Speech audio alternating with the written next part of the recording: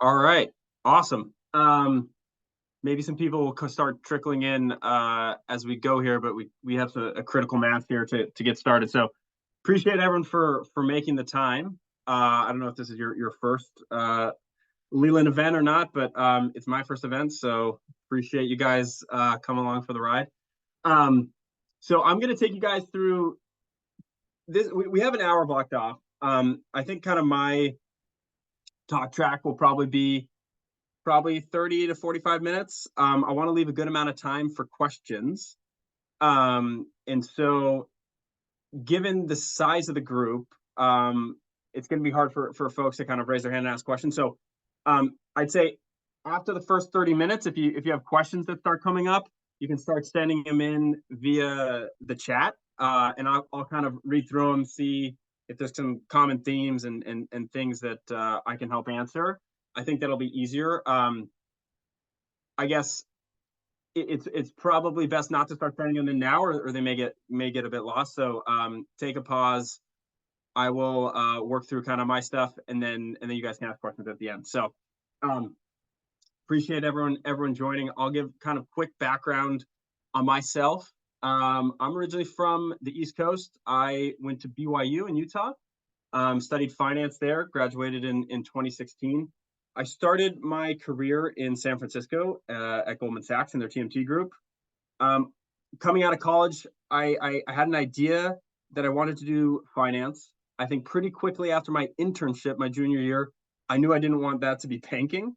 But when I came into banking, I knew generally that the private equity and kind of recruiting process would be kicking off sometime in the first 6 to 8 months on the job. My year, the on cycle recruiting kicked off in January. Unfortunately, for those people on the phone who are looking at recruiting for private equity, in their first year of banking or consulting, you're not going to have the luxury of being able to work at all if you're going for on cycle. But I'll talk a bit about on cycle versus off cycle and how that's shifted. When I came into banking, I had no idea what I wanted to do. Like I said, I knew I didn't want to do banking. I spent some time looking at VC, growth equity, private equity, hedge funds. Um, Ultimately, and I can talk through kind of my thought process on the call, I decided to go for kind of middle market, upper middle market tech private equity, and ended up at Francisco Partners. I spent the last 5.5 years or so at Francisco Partners. Recently left in February and have been doing a lot of coaching on Leland in the interim while I wait for my next job to start. So I'm happy to talk about any more of my kind of experience at Francisco Partners if that's interesting to folks, but that's not really the purpose of this meeting. So, yeah, I live in San Francisco. I've been here for now 8 years. Live here with my wife, my 3-year-old son, and our hyperactive 5-year-old dog. Um,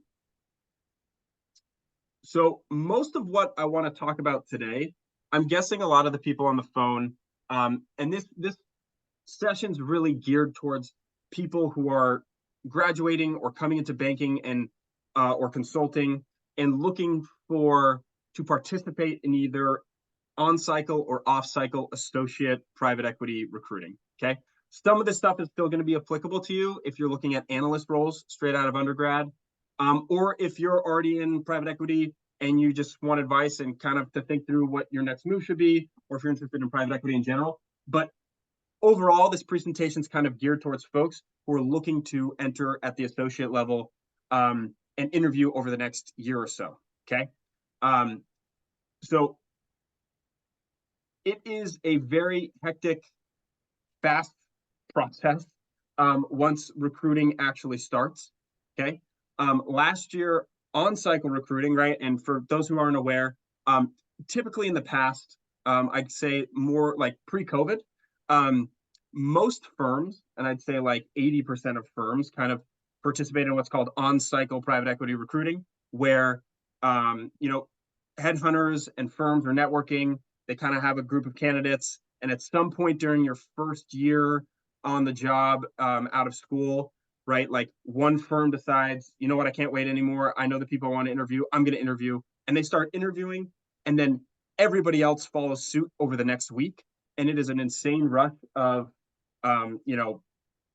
first rounds all the way through super days and modeling tests all happening within like this short 48-hour period. And within a week, like over half the jobs in private equity are gone. Okay. Things have moved up and up and up to the point where last year, this on cycle rush happened sometime in July. On cycle recruiting has never moved later. So I would expect for those of you who are interested in on cycle opportunities, and we can talk about the difference between on cycle and off cycle, how to approach that. You should be thinking about being prepared to be ready to interview by sometime in July. Okay. I would be surprised if it moves into June, but again, there is no way to anticipate it. I would think kind of mid to late July is the target that you guys should be thinking about. How things have changed over the last 5 years. Okay, so on cycle and off cycle, it used to be the vast majority of jobs across firm size strategy happened during on cycle. Nowadays, it's much more split. For context, last summer, about 120 candidates got jobs during the on-cycle process. And then a large wave of off-cycle opportunities kicked off towards the beginning of this year. And again, this is for 2025, summer of 2025 starts. A big on-cycle rush happened at the beginning of this year. And I think about 250 or so candidates so far this year have gotten jobs. So right now it's sitting at like 1/3 to 2/3 split. With a lot of the firms that are going on cycle tending to be more of kind of the mega funds, larger firms with a variety of other firms kind of sprinkled in there, which is why what I'm about to talk about is so important, which is determining what you want to do, okay? This presentation assumes that you want to do private equity. If you want to do a hedge fund, that's totally different. Happy to talk about why I decided not to do hedge fund. And this is really focused on private equity. Obviously, VC comprises a part of private equity, but I would say this is mostly targeted at kind of growth buyout to or growth equity investing to buyout investing, right? So what you need to do first and foremost before you start even talking to headhunters, before you start really prepping for interviews even, which is an important thing to do over the next couple months, all of this, is figure out what you want. If you're participating in on-cycle, recruiting can happen very quickly. If you don't know what you want before it starts, you might either miss it or you might end up being stuck with a job that's probably a great job, but not one where you're happy and therefore not one where you're going to be successful. So I think finding the right role for you is really important. So the next couple of slides cover some of the questions that you should be asking yourself as you approach it in terms of ultimately creating a list of preferences, which will become a list of firms, which I'll talk about in a minute. So first question, what stage of investing are you interested in? Are you interested in VC, early stage, growth buyout, late stage, right? There's a big spectrum here. The experience of an associate is going to differ quite a bit. The type of companies you're going to look at are going to differ quite a bit. And this kind of bleeds into the second question. What type of role or experience are you looking for? The earlier stage you go into growth and VC, you're going to get a more sourcing-oriented job as an associate, okay? Sourcing entails thematic research, developing areas of interest and expertise alongside the senior team, and then going out and kind of attacking that sector and trying to find proprietary deals. Proprietary deals being ones that aren't being actively marketed by a bank. And you're going to be emailing, cold calling founders and management teams. You're going to be attending conferences, trying to gain credibility in the space and find attractive potential investments. And once you source those investments, generally speaking, you have the opportunity to then work on an actual transaction. But your job, if you're going more early stage, can range anywhere from, call it like 20% of your job is sourcing to like 75, 80% of your job is sourcing, okay? There's also like business development roles where your sole job is to source, but this is assuming you're in some sort of execution role. All the way to, right, if you're going more late stage, you're probably more execution focused, right? Most of my experience at Francisco Partners, I have not done any cold calling, cold emailing. There's aspects of sourcing in which you participate, but at the end of the day, The partners are in charge of bringing in deals through their connections. Most of those deals are going to be banked or marketed deals through investment banks. And you're going to be participating in, and really focusing more on execution and portfolio management and less so on any real sourcing. Next couple questions are pretty obvious, right? Like, where do you want to be?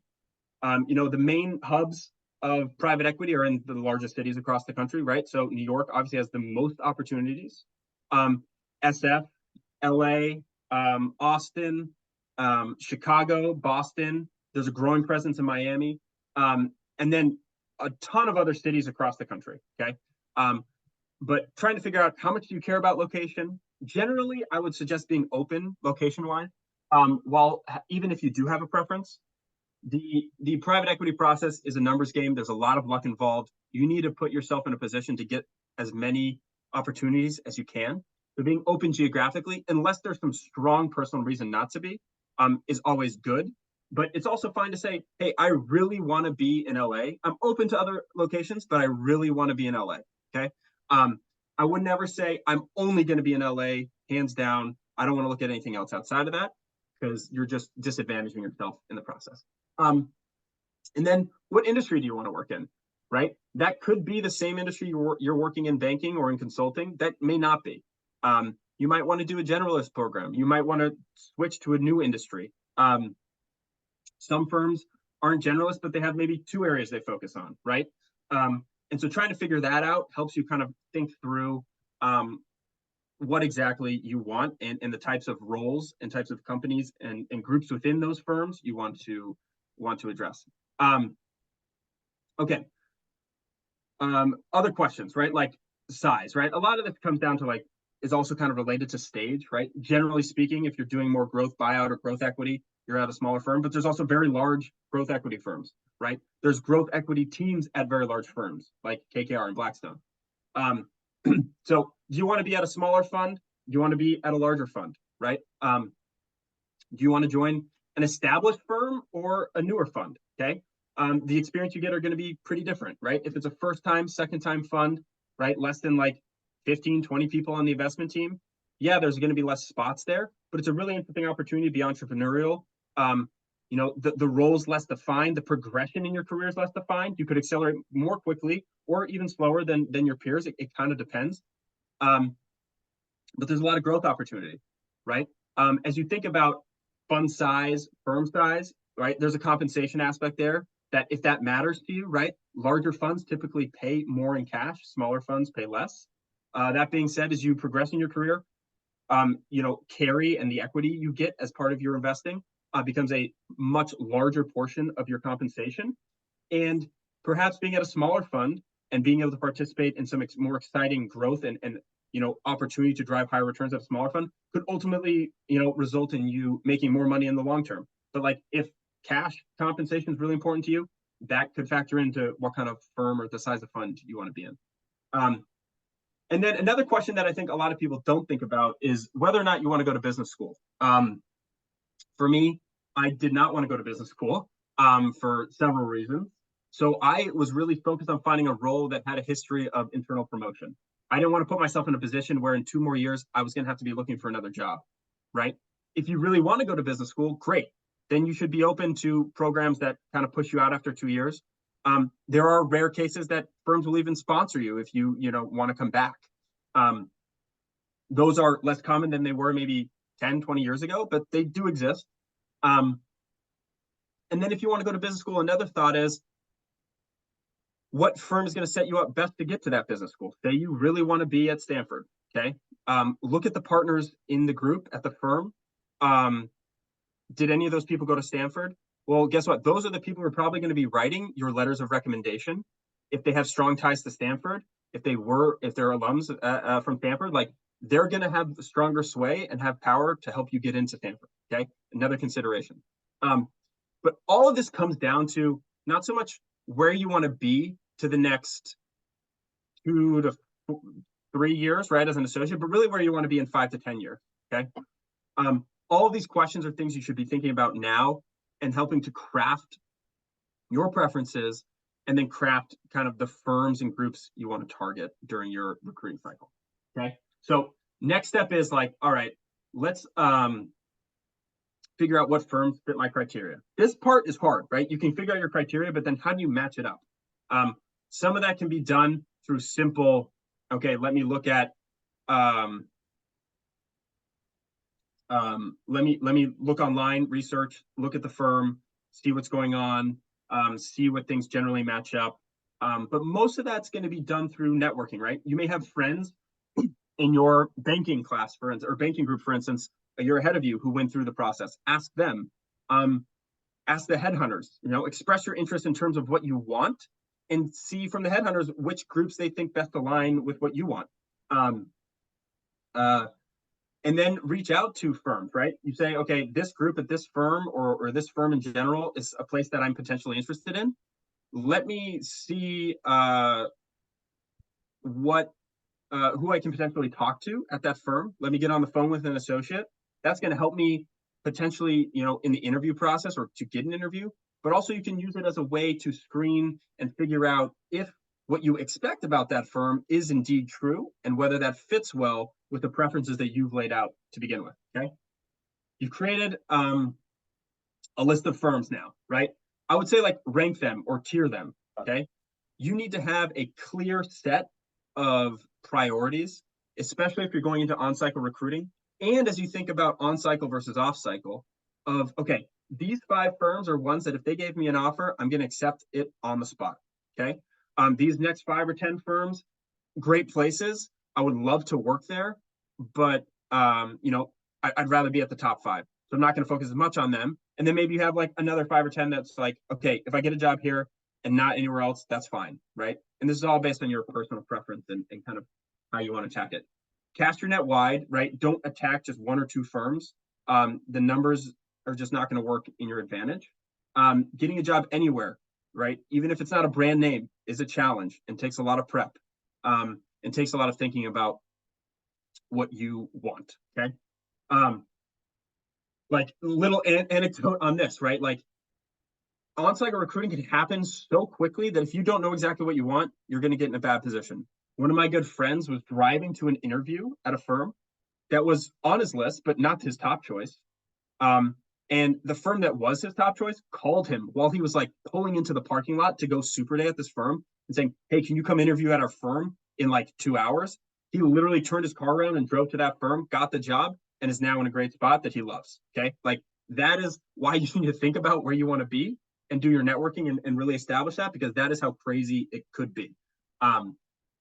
Okay.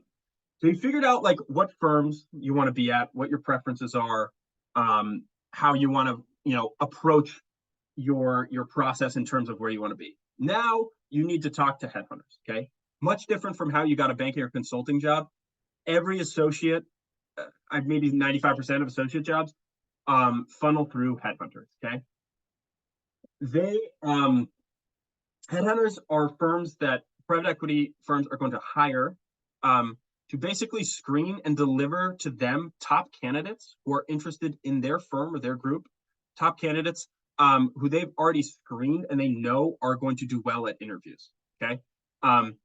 And so headhunters are finance trained. Most of them have been bankers. Some of them have worked in private equity. A lot of them have MBAs, right? They know exactly, and they spend a ton of time with private equity firms figuring out what they want, what things matter to them. And so they know what to look for, and they talk to hundreds and hundreds of candidates. So if you're not prepared to talk to a headhunter or you're not a good fit for this firm, they're going to know. There's not really any tricking a headhunter. Okay. I listed out a few kind of big headhunting firms. If you kind of think about most of these, CPI, Gold Coast Search, Ratio, Amity, Oxbridge, SG, Search One, Henkel, Dynamics, Glocap, there's probably a good 10 to 12 that cover the vast majority of firms. I didn't list Carter Pierce here. That's another big one. But all these people have multiple clients that they're representing. And so getting in with them, which is going to start happening if you're going on cycle over the next month or so, is your first step to getting a private equity job. Okay. So how do you prep for headhunters? Well, first we got to figure out like what they do, right? How do they screen you? These headhunters will oftentimes reach out directly to you. If they haven't already, they probably will sometime soon. The model has changed a bit from what it used to be, right? When I recruited, because I was able to work for several months on the job, most headhunters would probably call up a second-year analyst or like third-year analyst, first-year associate who they know or who's recruited with them before and say, hey, who are the best first-year analysts? Who are the top people in your group? Can I get all their contact information? And then they reach out to you. They don't have that luxury. They could be talking to people about your internship and how you performed, but it's a little harder to get a sense of who you are and how quality of a candidate you are based on your short internship. So what they have been doing more and more is they've been visiting people on campus because you guys are all still in school. They're visiting people on campus and finding and meeting people through info sessions and then getting in touch with people that way. That being said, they're only visiting campuses that have a large amount of candidates, right? Because it's not worth their time to go visit, schools that we would call non-target if they have 2, 5, maybe even just like 10 potential private equity candidates. So they're not visiting every campus. And so they're finding other ways to try and get in touch with those people. And so if you come from a school that's not an Ivy League or not kind of a, big finance feeder school, you may have to proactively reach out to them, okay? Whereas a lot of you maybe are getting inbounds. If you're interested in private equity and they haven't reached out to you, that it has no bearing on if you're a good candidate or not.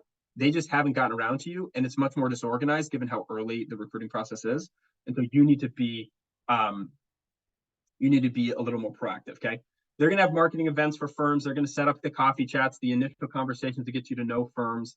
And you need to be on their radar to get those, okay? If they don't know who you are, you're not going to get an interview with any of their clients. So what do headhunter meetings entail? Generally speaking, right, like your first meeting with a headhunter is going to be something like 15 to 30 minutes. Some of them may be in person, right, if they're in your city or at your school. More often than not, they're going to be over Zoom or a phone call.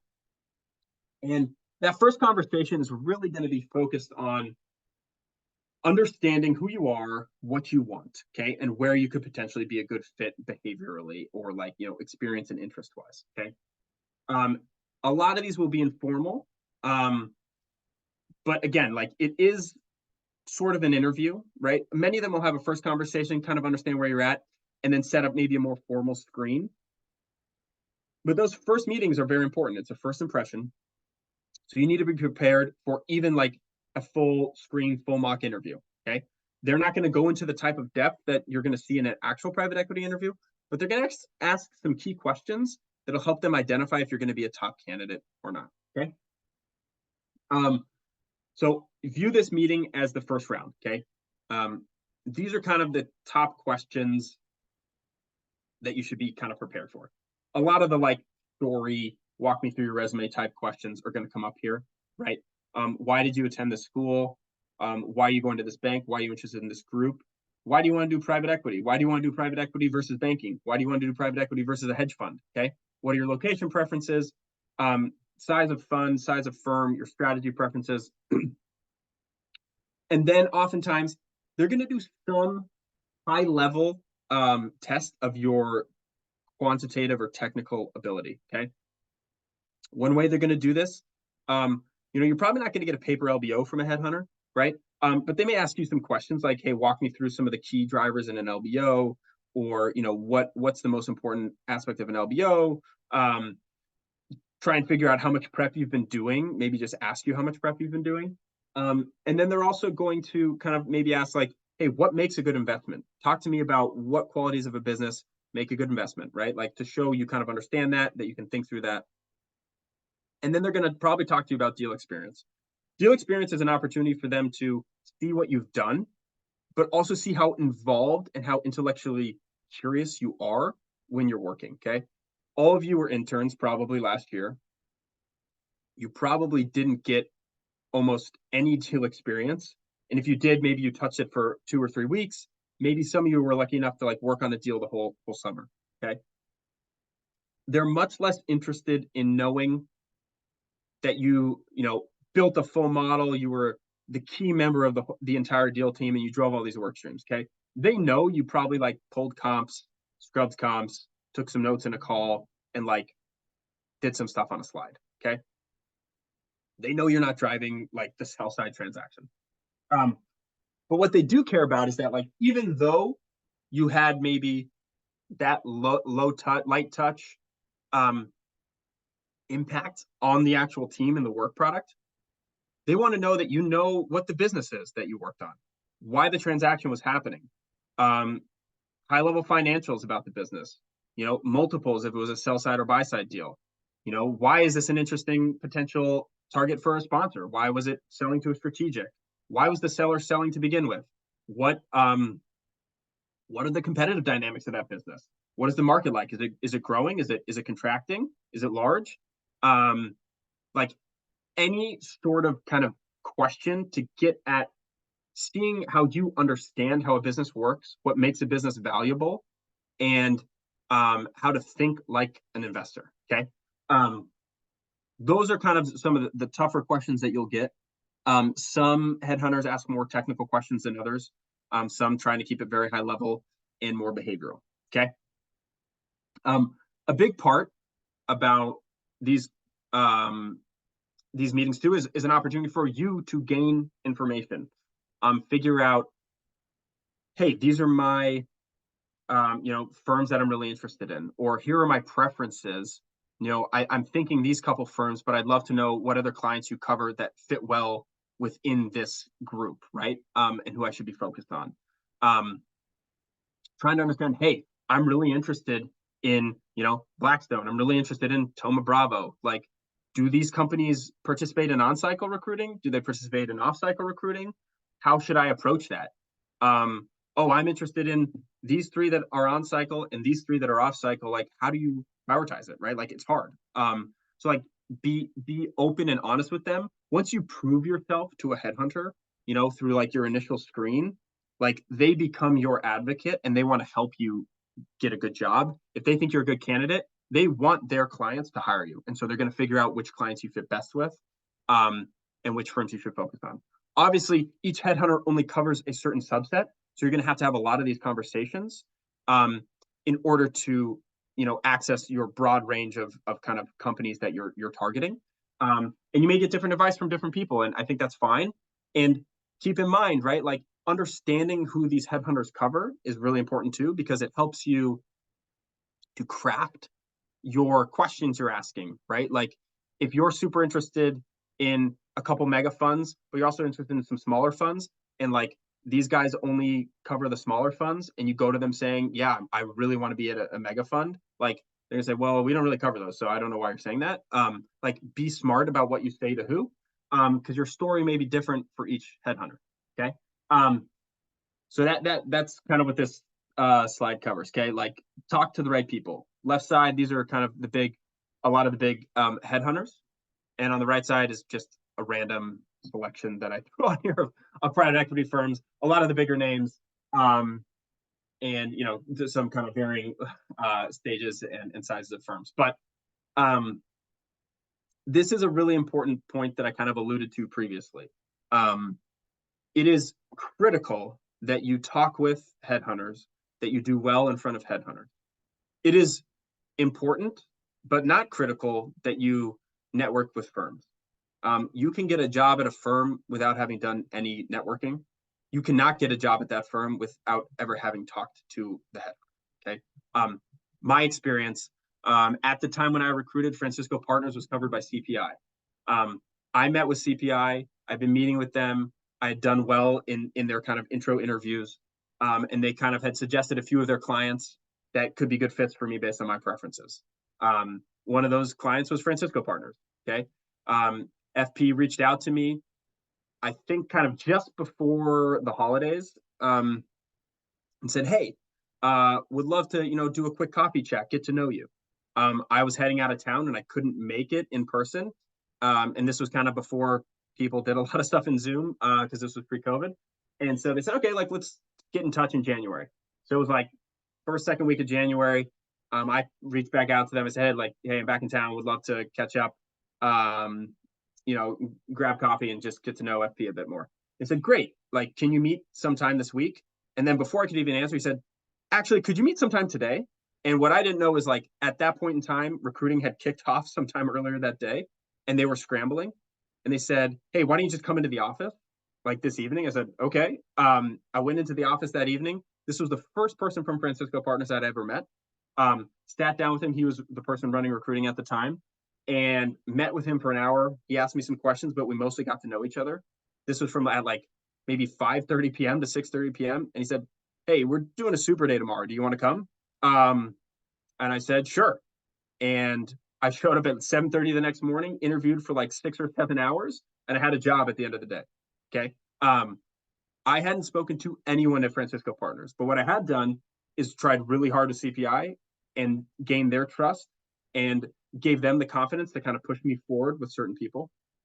So all of that is to say, in networking with firms is important, but not critical. It can help you potentially increase your odds of getting an interview, but it's not going to get you a job. Okay. Speaking with the headhunters is what's going to get you a job. Okay. And there's a lot of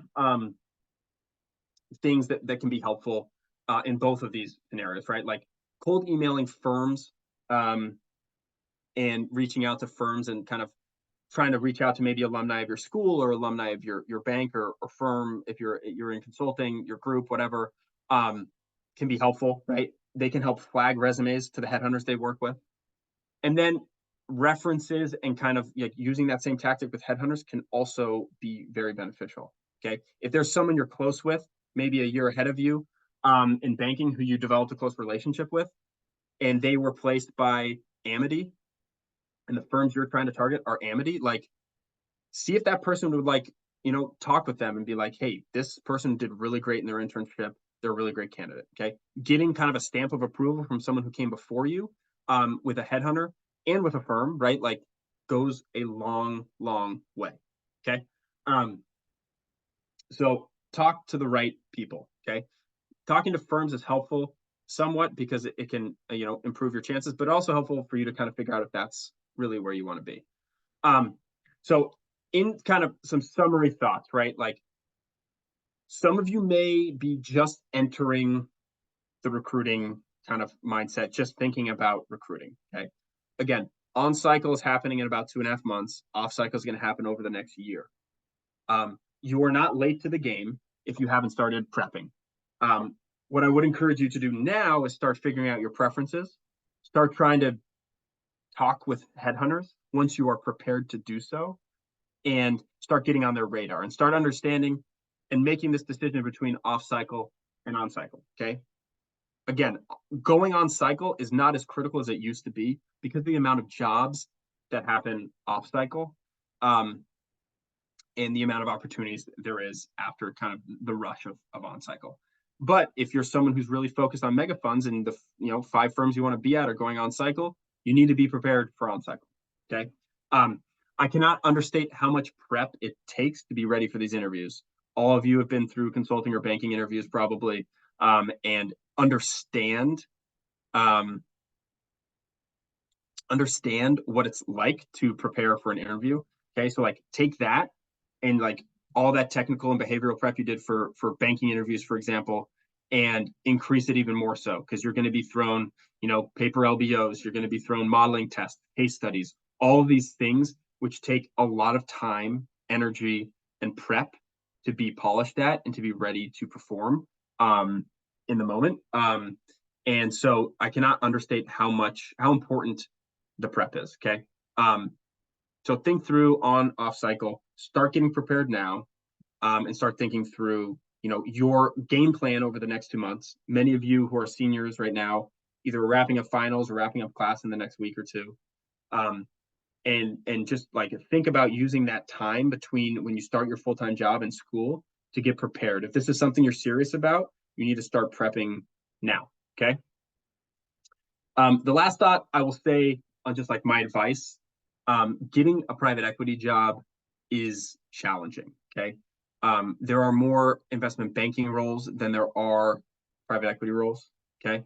A lot of it comes down to luck. You may not, and a lot of it comes down to fit, right? Like many firms may only have 2 spots, right? A lot of firms have way more spots than that, but like if your top firm only has 2 spots, the odds of you getting that spot are just very challenging. But you can set yourself up to be in the best position to get that role. But like, don't get discouraged if your top choice, top 2 choices aren't panning out. Really try to think through um, and be realistic about things, and understand that if things don't pan out on cycle, there's going to be opportunities off cycle, and just don't get discouraged. It is very challenging. It's a hard industry to break into. But if you prepare yourself, and I think everyone on this call, if you're on this call, like you're interested in preparing yourself, great. Like that's great. And I think you should really focus on that. And just do as much work as you can to be prepared. Okay. I'll kind of pause here on this. So like, obviously I'm working at Leland as, a coach. I've spent time going through the craziness of on-cycle recruiting, 8 years ago, but I still remember it very well. I know very well, like what these firms are looking for in candidates. Over the last 6 years, I've interviewed dozens of potential analyst and associate and VP candidates. I've been in the room as we've discussed each of those candidates and made hiring decisions, right? And can see what everybody from like the more junior people who are interviewing to the more senior people, the partners who are looking at people, like what do they care about and what separates a good to great candidate, right? If you're getting an interview, you're probably a good candidate, but how do you separate yourself as a great candidate? And so, I can offer a lot in terms of kind of from like beginning to end, right? Like help you think through how to think through these preferences, how to reach out to headhunters, networking strategy with firms, with headhunters, how to prep and craft your behavioral, your story, your why private equity answers, your fit questions, and then also on the technical side, right? Like I'm happy to, like, if you feel really prepped and you just need some technical prep and you want me to run you through a paper LBO, or, think through a case study we can work on together, or just hit you with some, random accounting or technical questions, like I'm happy to do that too. So I've really helped, I've only been a coach on Leland for a couple months now, but I've helped really people at kind of all stages, trying to figure out if they even want to do private equity, or they have a super day tomorrow and they want a mock interview real quick, right? Like it really depends, and I'm happy to be helpful in kind of any capacity. So awesome. I see a lot of you guys have kind of sent in some questions. I'm kind of gonna roll through kind of the top and cover things as best I can, and see if feel free to keep sending in questions if you guys have them, and I'll do my best to answer them. So starting from the top, right? Do the headhunters only recruit people in IB? If you're in different divisions within a firm, would they reach out to you? The answer there is within a bank, yes. Most private equity firms are only going to be interested in people with investment banking backgrounds. Okay, that may be different if you are more senior and you have an interesting experience. But if you're someone who's really interested in getting into the investing side of private equity, right? And that's what this whole conversation is about. There's a lot of interesting roles at private equity firms that are not investing. You really need to come from either a consulting or investment banking background.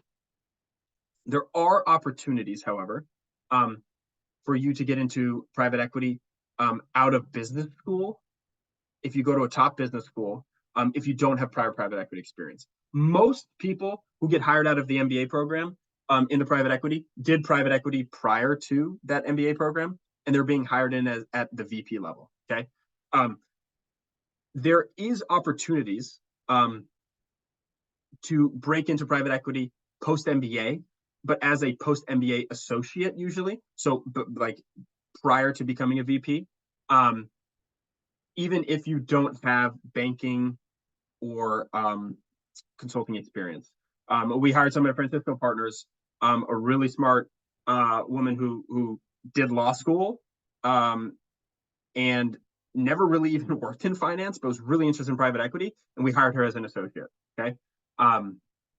So there is opportunities, but I'd say directly from a non-IB or consulting role directly into private equity is very challenging if you're going to the investing side, right? There's operations teams, there's finance teams, there's accounting teams, there's legal teams within private equity firms. So if you're interested in private equity as kind of just a general environment, there's other roles that you can pursue there. How do we connect with headhunters? I kind of covered that. If you aren't in touch with headhunters, most of them will reach out to you. And then if you want to reach out to them, you can go to their websites and reach out, or you can talk to people who have their emails, and you can reach out to them directly. Send them your resume and say, hey, I want to talk. Okay. That's kind of how to go about that. Non-target students. So I guess on non-target students, like there's kind of a range of like what non-target means, right? Like if you're trying to get into private equity, right, that probably means you're at an investment bank or at a consulting firm. And so being at a non-target school is probably less relevant, right? Like you could be from the most random school, but be at a great group in investment banking and be just on the same level as everyone else, basically, right? So that being said, right, like a lot of target students have more structured like preparation, and they kind of know how to navigate these things. A lot of people from non-target schools, like they don't even know where to start. Okay. In that case, like my tip would be reach out to someone who's been there. Okay. Talk to other people where you're going full time and seeing what advice they may have for you. You may have to hustle a little bit more because the headhunters aren't coming to your campus and having like some cocktail event or whatever, right? Like you may have to try a little harder. And again, like you could come from a non-target school and you can end up at a great private equity firm. Okay. There's certainly no reason you should be discounted. And even like a lot of private equity firms look for non-target people, right? Like this is not a bash on going to Harvard and Goldman Sachs, right? I worked at Goldman Sachs, but like you can only hire so many kids who went to Harvard and worked at Goldman Sachs at your private equity firm. And you know, a lot of times, like even my CEO at FP, like would talk about, hey, I want to hire the smartest kid from this random university, right? Like that's the type of person I'm after, right? I don't want to hire, you know, the 10th person this year from Ivy League who went to a bulge bracket bank. Like, let me find the smartest kid from some random non-finance school. Okay. So it doesn't necessarily disadvantage you, but you may need to hustle a bit more. Tips on breaking into banking or private equity from a current FP&A role at a SaaS company. Okay. Spend some time in IB. You're trying to break in. Again, I think like an MBA is a good route. A lot of people that's like doesn't really make sense for you. I would say getting back into banking is probably easier than getting back into private equity. But an interesting pathway could be an operating role, right? Like you have FP&A experience, like go try and join an operating team at a private equity company and get involved in the diligence process and operating aspects of a private equity firm that way. Just in general, if you haven't had private equity experience before and you're that late in your career, it's hard to get into an investing role within private equity. There may be some at like smaller firms who are more flexible with that kind of stuff. But I think then you run into just like, how do you kind of find that opportunity, right? I think being in an FP&A role or an operating role actually makes you like a pretty interesting potential target and an interesting, you know, person to have at a firm, but you may be more in an operating role versus an investing role. But it does offer you some interesting investing, you know, an interesting angle into investing as well. But I would say like the networking and is going to be a much more important piece of that, and trying to find the right fit for someone who wants someone with your background. So again, like if you're interested in doing that, you can reach out to these same headhunters, set up time with them, and just like say like, what are my chances of finding a role? Like I've been in IB, I've been on the operating side, I want to get into investing. Like, what are your suggestions? Okay. Awesome. So I do not have any experience with the Australian or APAC market from like a firm perspective. Okay. Like I worked on a portfolio company and investment we did in Australia. But I don't think that's what you're asking. I think like you're asking about firms and joining private equity firms in those regions. I don't have a lot of experience there. I frankly don't have a lot of experience in the UK, with the exception of like international firms, like multinational private equity firms like Francisco Partners, who has an office in London, right? So I would say my primary expertise would be in the US. If you were looking to prep for private equity interviews, like from a technical or behavioral perspective, I can certainly help with that no matter what geography you're going into. What I'm not going to be helpful with is like a networking strategy and helping you develop what firms you want to target, or like getting you introduced to firms in those markets, just candidly, right? And if you go on my profile, you can set up a free 15-minute call with me to try and figure out if coaching is right for you. And like, if you talk to me about that and those are the things you're interested in, I'm going to be honest with you and say, like, I'm not going to be like worth the money or worth the time. You should find someone else, right? So great. Full-time private equity analyst recruiting coming from Junior Summit IB.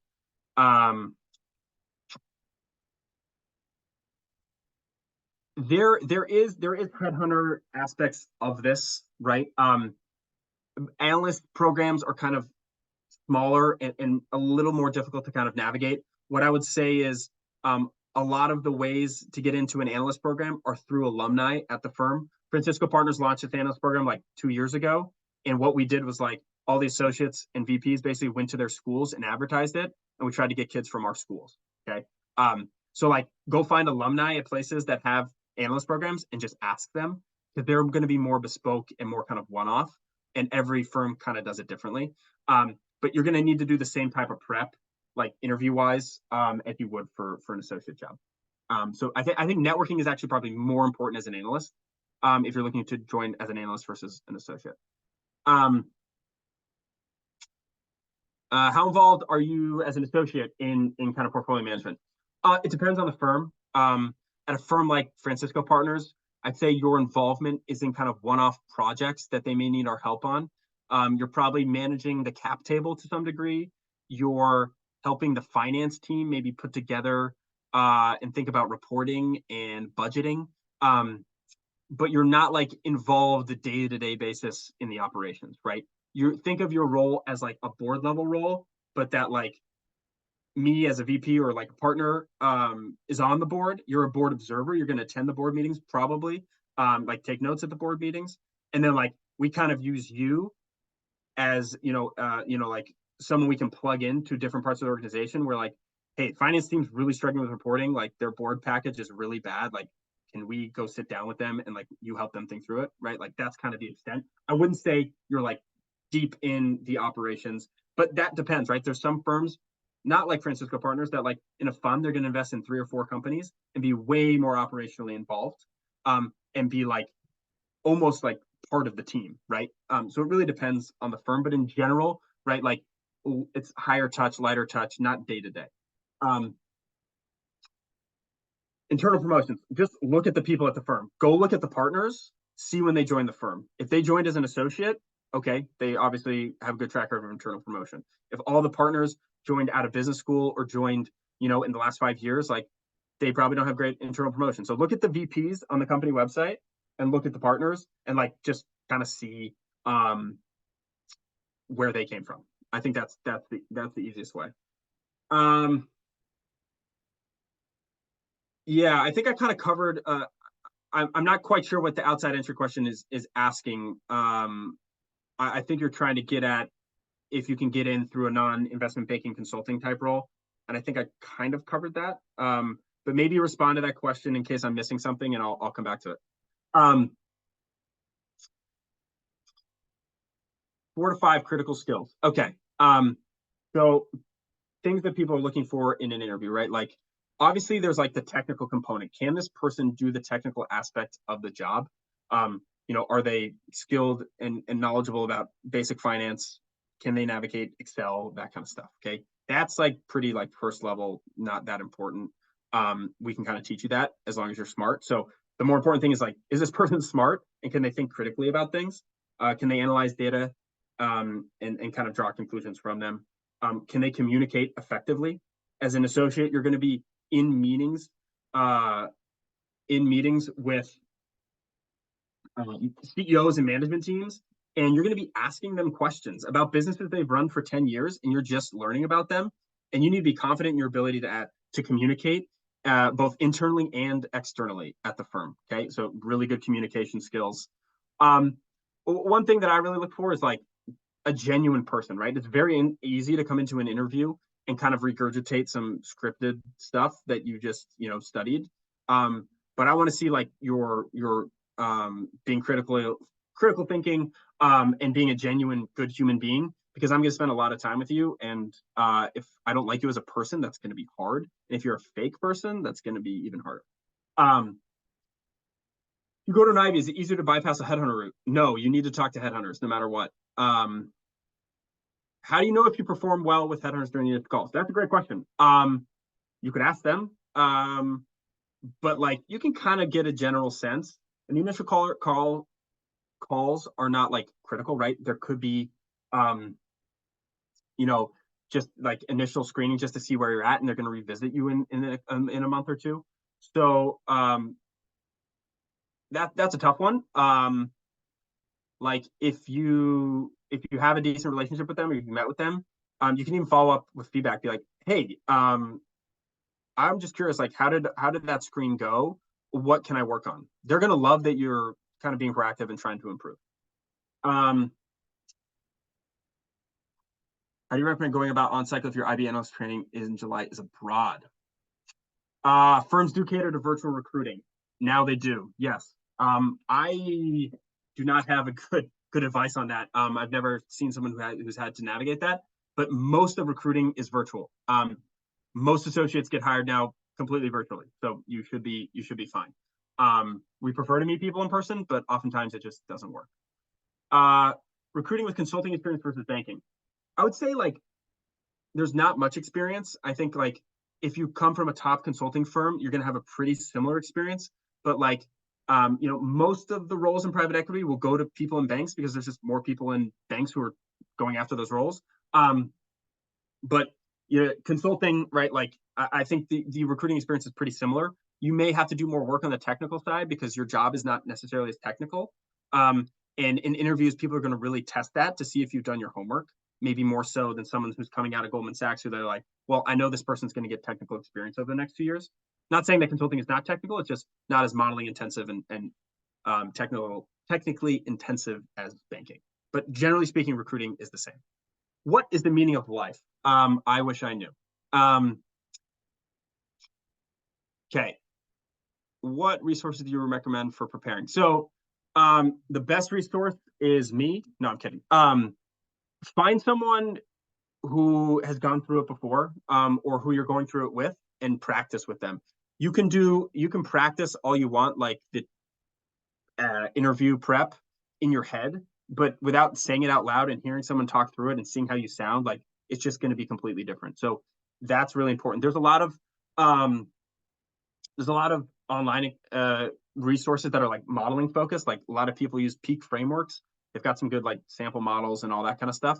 But you can also just do a lot of that stuff on your own. Like you can just look up how to build an LBO model, choose a public company, and like practice that on a weekly basis. Oh, I'm going to do an LBO model in this company. Think through, how to approach this business from investment perspective. So a lot of that you can just do on your own. But there are some online resources, and obviously like you work with a coach, all that kind of stuff is very helpful. But like nothing is more important than like working with a live human being, whether that's like someone like me who's a coach or like a friend of yours, right? Like sit down in a room, talk with them, have them walk you through a paper LBO. You do the same with them. Like whether you can do it on paper or in the silence in your dorm room, like that doesn't really matter. We want to make sure you can actually communicate effectively, and walk through the difficult um, concepts. Okay, just reading this longer one.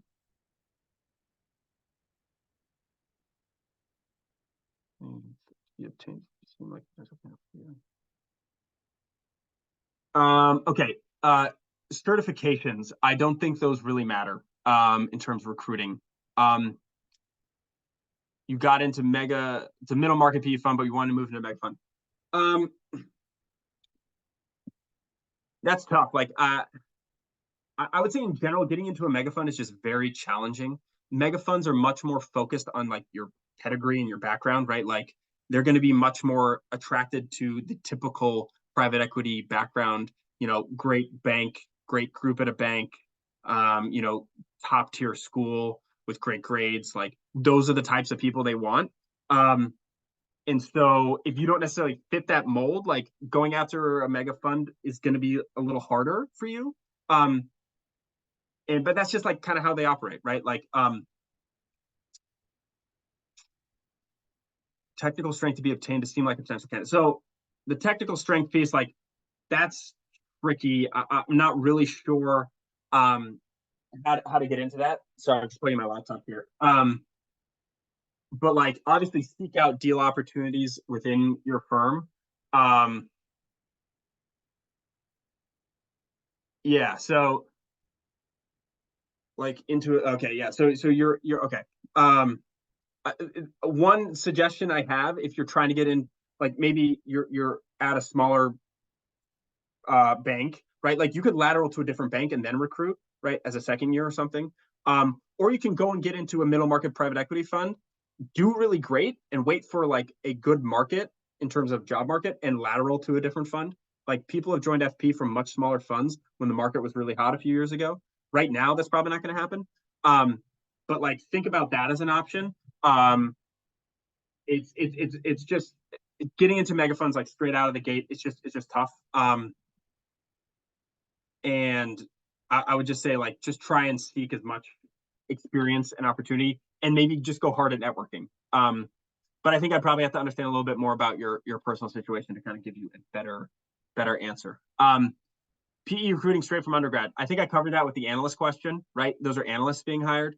Obviously, you guys are coming out of undergrad and recruiting for associate jobs, but that's obviously a different kind of process. Role in financial does commercial due diligence into PE. Yeah. Same kind of process, right? Like if you're in consulting and you're doing private equity type work or normal course like management consulting, you're going to have the same type of opportunities as an analyst in investment banking. You're just going to have to connect with the headhunters and kind of tell your story in the right way. 5 years of experience, I think that's tough. Again, I think that's an opportunity where you could go to business school and then lateral in. But most private equity firms are going to be looking for people with 2 to 3 years of experience when they join. I just think 5 years of experience puts you at kind of a difficult spot unless you go get your MBA. I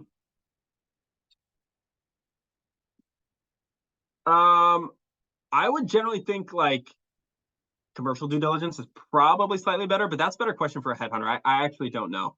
But I think like commercial due diligence is probably closer to what a private equity firm would kind of look for. Thanks for adding that. Okay, I think it's tough to interview with a PE fund, not get a job, and then try to interview again, unless it was like maybe you interviewed as an analyst and you were good, but you didn't quite make the cut because there wasn't enough analyst positions and going after the associate role. So like, I would get back in touch with people you interviewed with, see what the opportunities are. I think it's very hard to like, for instance, you went on cycle last year, you interviewed with KKR, you didn't get the job, and you try and go on cycle again with KKR this year. Like, they're probably not even going to really interview you. But that's a situation where you need to network and kind of figure things out. Free resources. Okay, there's some podcasts. Listen to Thoma Bravo's podcast, Behind the Deal. There's a podcast called Acquire. There's a podcast called Dry Powder. Like those kind of things. Listen to them. Try and start thinking like an investor. And then there's like tutorials on YouTube that you can just look up about how to do an LBO and practice that on your own. Like you don't need peak frameworks, I don't think. It's a good structure to have, but like if you don't want to pay for peak frameworks, I'm not sure what you pay for that anyways. Like you don't need to. Yes, there's opportunities to come from PE. I think it's maybe a little challenging from an ECM or DCM background. But there are also really interesting like capital markets jobs within private equity firms, especially large private equity firms. Like they have DCM teams basically. So if you're coming from DCM, like that's a pretty good route. ECM, I think is maybe a little trickier to find a good private equity role. Just because you lack like the more technical like M&A experience. You also lack like the debt experience. So ECM kind of puts you in a weird category. But I do think you could potentially do that. It's a great question. I frankly have not seen it very often from ECM. DCM, I've seen mostly go into capital markets roles, which are really interesting roles within private equity firms. But that's kind of my advice. All right, a lot of thumbs up on this one. Lateraling from private equity fund to another PE fund. the market needs to be right. Okay. Right now, lateraling from one PE fund to another is nearly impossible. Almost every PE firm has overhired over the last 3 or 4 years, and the opportunities in private equity right now are very limited. So there's just not going to be opportunity, right? 4 years ago, lateraling to a new PE fund was pretty easy. And what happens there is you meet with the same headhunters. You can say, hey, I'm not loving my experience at this fund, or I want to move to a larger fund. Would love to be on your radar if opportunities come up. Or they may email you and say, hey, not sure where your head's at, but this firm's looking for a senior associate or an associate at your level. Would you be open to moving? So just stay close to headhunters. What are some of the common challenges? Like, you don't want your current firm to know you're recruiting. You want to keep doing a good job and ensuring you have a spot at your current firm, right? It's private equity is very much like you either move up or you're out. And so if you're not doing a great job, like you could, and because you're trying to recruit, like you could end up with no job, right? So I think that can be tricky. Family office to more traditional PE probably depends on what kind of family office work you're doing. If you're doing growth style or even control transactions, that's pretty easy. If you're more involved in credit or real estate, that's going to be harder. Again, lateraling in to a new investing role, very challenging right now. But get on the radar of headhunters. That's going to be the best bet. Where can I find a recording? I think it will be sent out to you afterwards.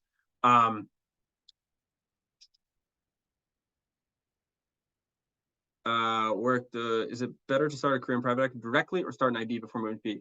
This is totally up to you. Frankly, there's way more associate roles than there is analyst roles. Most analyst roles are going to be at larger firms, and so if a mega fund is not what you're interested in,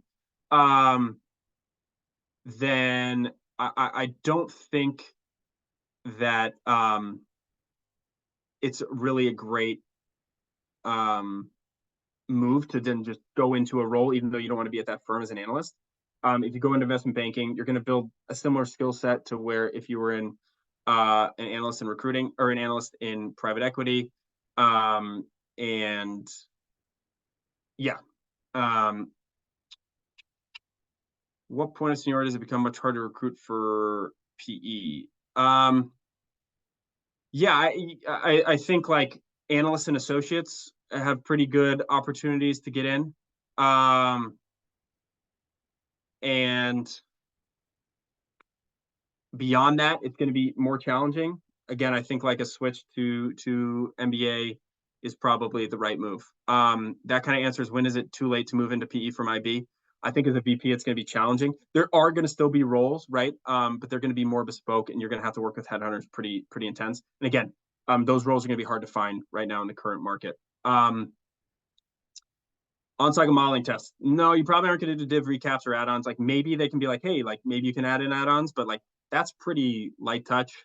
Like rollover equity, sure, that's probably fair game. Management incentive plans, that's probably fair game. But they can kind of range from full free statement, start at a blank template and go.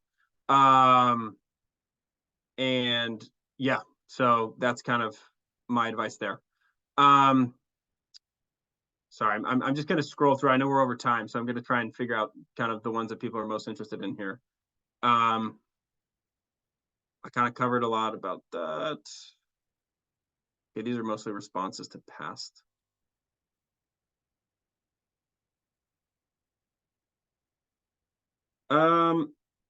Yeah, I mean, the timing of your move from one bank to another can be challenging. But yeah, it's all a timing question. So I'd have to probably have more details. Awesome.